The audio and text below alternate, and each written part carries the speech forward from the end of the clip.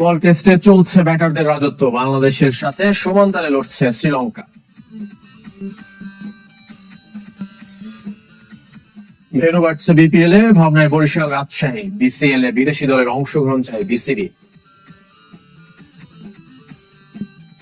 চেষ্টা করবো আফগানিস্তান থেকে আনতে, যদি আফগানিস্তান না শ্রীলঙ্কা আছে, আয়ারল্যান্ড আছে, তো আমরা ট্রাই করবো এশিয়া থেকে। শুরু দেখবে ক্রিকেটের খবর। বল টেস্টে একক নিয়ন্ত্রণ নেই কোন দলের হাতে, তবে ব্যাটারদের রাজত্ব চলছে অব্যাহত। ব্যাটারদের রাজত্ব প্রথম ইনিংসে বাংলাদেশের 495 রানের জবাব দারুণ ভাবে দিচ্ছে শ্রীলঙ্কা। তৃতীয় দিন শেষে লঙ্কানদের সংগ্রহ 4 উইকেটে 668 রান, পিছিয়ে 127 রানে। ঘরের মাঠে প্রথম টেস্ট সেঞ্চুরির দিন 187 রানে ফিরেছেন প্রথম নিশাঙ্কা, যাই ওপেনারে ক্যারিয়ার সেরা। বাংলাদেশের 4 বোলার পেয়েছেন উইকেটে দেখা, উইকেট শূন্য শুধু নাহিদ রানা। রান উৎসবের বলে উইকেট যেন সোনার পরে। ব্যাটারদের আধিপত্যে শেষ হলো আরো একটা দিন।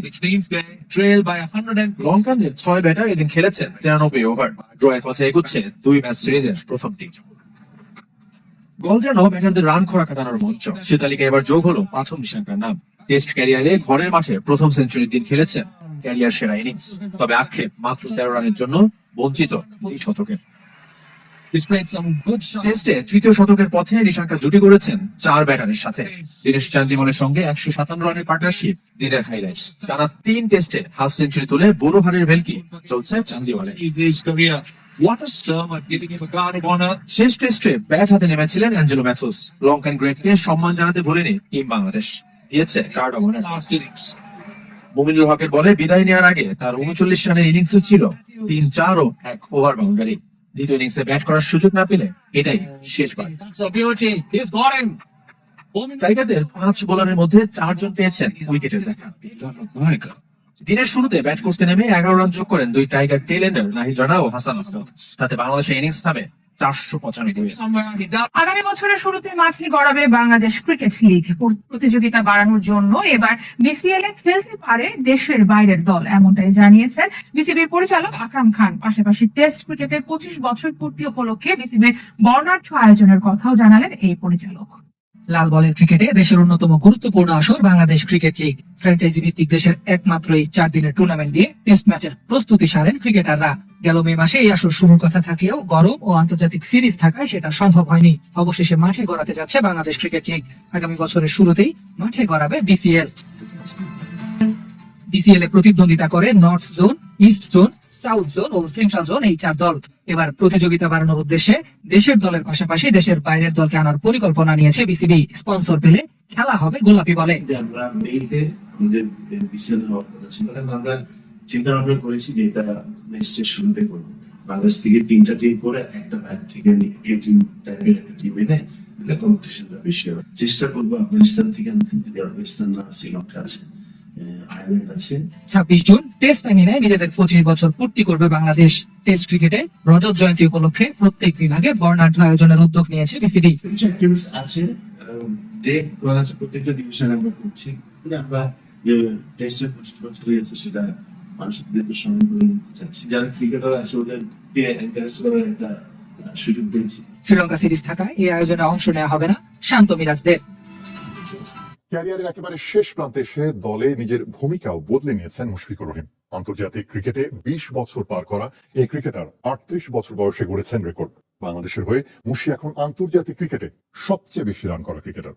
ওয়ানডে ও টি-20 থেকে বিদায় নিলেও সযত্নে আঁকড়ে রেখেছেন টেস্ট ক্রিকেটকে। ক্যারিয়ারের একেবারে শেষ দিকে এসে 97টি টেস্ট খেলা এই ব্যাটারের চোখ এখন শততম টেস্ট ক্রিকেটের দিকেই। শেষের আগেও আন্তর্জাতিক অঙ্গনে গড়েছেন এক ব্যতিক্রমী রেকর্ড। তিনি এখন এমন একজন ক্রিকেটার যিনি আন্তর্জাতিক ক্রিকেটে একটিও বল না করে করেছেন সবচেয়ে বেশি রান। 2025-27 আইসিসি টেস্ট চ্যাম্পিয়নশিপের নতুন চক্রে প্রথম ইনিংসে লঙ্কানদের বিপক্ষে 163 রানের অনবদ্য এক ইনিংস উপহার দেন মিস্টার ডিপেন্ডেবল। এতে তিনি পেছনে ফেলেছেন অস্ট্রেলিয়ার কিংবদন্তি অ্যাডাম গিলক্রিস্টকে। অস্ট্রেলিয়ার এই উইকেট কিপার ব্যাটারের আগের রেকর্ড ছিল 15,461 রান, আর গলে ব্যাট করতে নেমে মুশফিকের রান হয়েছে 15,476, তাও 473 ম্যাচে। তবে গত বছরের আগস্টে রাওয়ালপিন্ডিতে পাকিস্তানের বিপক্ষে 191 রানের ইনিংসটি খেলার পর থেকে শ্রীলঙ্কা সিরিজের আগ পর্যন্ত মুশফিকের পারফরমেন্সে ছিল না প্রাণ। টেস্টের টানা 13 ইনিংসে কোনো 50 নেই। সর্বোচ্চ ইনিংস 40 রানের, 2 অঙ্কে পৌঁছাতে পারেনি 6 ইনিংসে।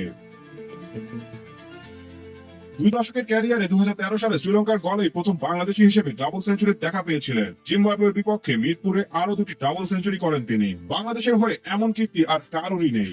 একই সাথে 12 সেঞ্চুরির ক্যারিয়ারে সব মিলিয়ে 7 বার 150 রানের মাইল ফলক ছোলেন 38 বছর বয়সী ডানহাতি টাইগার ব্যাটার।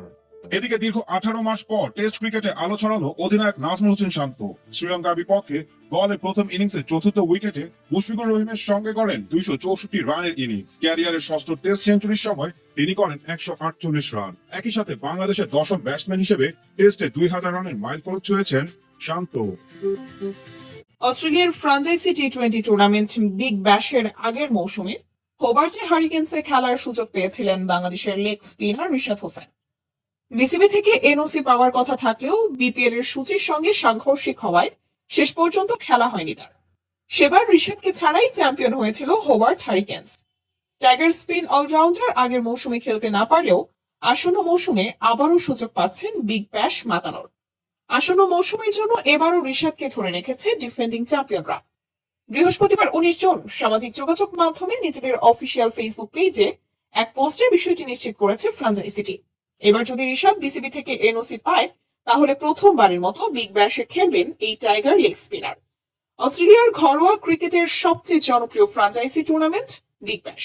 এই টুর্নামেন্টে একমাত্র বাংলাদেশী হিসেবে খেলেছেন সাকিব আল হাসান।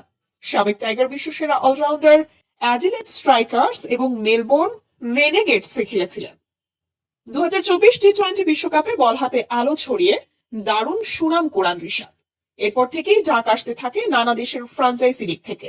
সর্বশেষ পিএসএল এর চ্যাম্পিয়ন লাহোর কালান্দার্সের হয়ে বল হাতে নিজের ভেলকি দেখিয়েছেন রিশাদ। সর্বশেষ বিপিএল এও ফরচুন বরিশালকে শিরোপা জেতান তিনি।